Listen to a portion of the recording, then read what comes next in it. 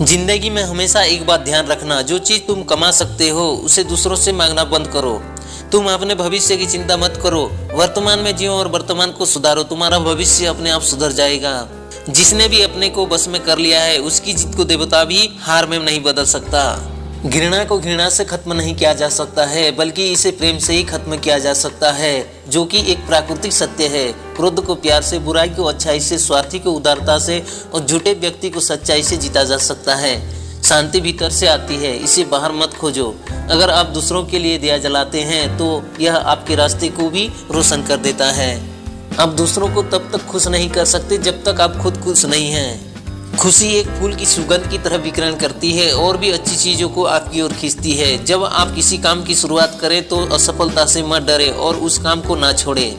जो लोग ईमानदारी से काम करते हैं वो सबसे प्रसन्न होते हैं। जो चाहा वो मिल जाना सफलता है।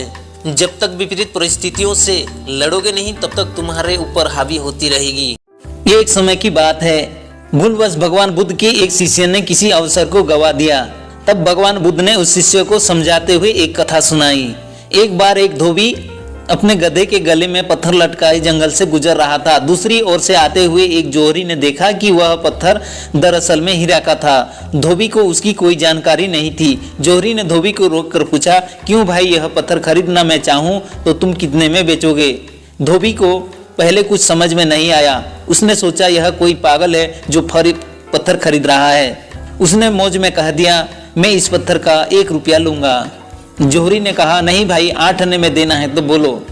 जोहरी 8 आने बचाने की फिराक में बोला, पर धोबी थोड़ा अड़ गया। जोहरी ने यह सोचकर कि थोड़ी देर में मान जाएगा, उसे आगे जाने दिया।